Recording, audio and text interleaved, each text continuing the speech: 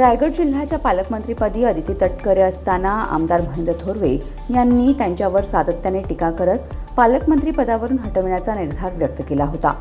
सुधाकर घारे यांच्या पाठीशी तटकरेंची अदृश्य शक्ती असल्याचा आरोप करताना मंगेश काळोखे प्रकरणामागेही तटकरेंचाच हात असल्याचा दावा त्यांनी केला होता. तसेच तटकरे हे रायगडचे आका आहेत असे खळबळजनक विधानही थोरवे यांनी केले होते. या सर्व पार्श्वभूमीवर तटकरे आणि थोरवे यांच्यातील राजकीय दुरावा कधीच संपणार नाही अशी चर्चा राजकीय वर्तुळात सुरू होती. मात्र विधान परिषद निवडणुकीसाठी अनिकेत तटकरे यांचा उमेदवारी अर्ज दाखल करण्यावेळी वेगळे चित्र पाहायला मिळाले. खुद्द सुनील तटकरे आणि आमदार महेंद्र थोरवे हे एकाच वाहनातून अर्ज दाखल करण्यासाठी गेल्याचे दृश्य सर्वांसमोर आले. त्यामुळे राजकीय वर्तुळात आश्चर्य व्यक्त करण्यात येत असून या दोनही नेत्यांमधील मनोमिलनाच्या चर्चांना उधाण आले आहे. यापूर्वी महायुतीत राष्ट्रवादी काँग्रेस सहभागी असतानाही माझे मताधिक्य कमी करण्याचे काम तुमच्या बापाने केले असा गंभीर आरोप आमदार थोरवे यांनी सुनील तटकरे यांच्यावर केला होता. तसेच श्रीवर्धनच्या त्या आमदारांचे नावही घेणार नाही, मला त्यांचा तिटकार आलाय असे म्हणत त्यांनी अदिती तटकरेंवरही जोरदार टीका केली होती.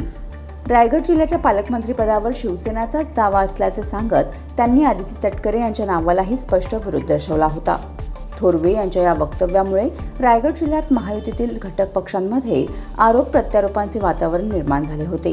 त्यामुळे वरिष्ठ नेत्यांचीही डोकेदुखी वाढली होती.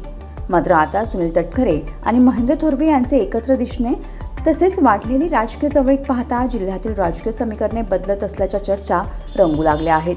दरम्यान अनिकेत तटकरे यांचा अर्ज भरताना महेंद्र थोरवे यांनी सुनील तटकरे यांच्या वाहनातून प्रवास केल्याचे चित्र समोर आल्यानंतर कर्जत खालापूरमधील शिंदे गटाचे अनेक पदाधिकारी आणि कार्यकर्ते नाराज असल्याच्या चर्चा सुरू झाल्या. त्यानंतर आमदार थोरवे यांनी प्रमुख पदाधिकाऱ्यांची बैठक बोलावून त्यांची समजूत काढल्याचीही माहिती सूत्रांकडून मिळत आहे. या बैठकीत थोरवे यांनी आगामी मंत्रिमंडळ विस्तारात आपल्याला मंत्रिपद मिळण्याची शक्यता असल्याचे सांगितल्याची चर्चा राजकीय वर्तुळात रंगली आहे. त्यामुळेच तटकरे थोरवे यांच्यातील कटुता संपुष्टात येऊन नव्या राजकीय समीकरणाची जुळवाजुळव सुरू झाली आहे का? मंत्रिपदाच्या आश्वासनानंतरच हे मनोमिलन घडले का? तसेच या सर्व घडामोडींमागे बंद दाराआड काही राजकीय चर्चा झाल्या का? याबाबत कर्जत खालापूरच्या राजकीय वर्तुळात तर्कवितर्कांना उधाण आले आहे. आता या चर्चांमागे किती तथ्य आहे हे येणारा काळच स्पष्ट करणार आहे. Bureau report, news 46, Raigad Khopoli.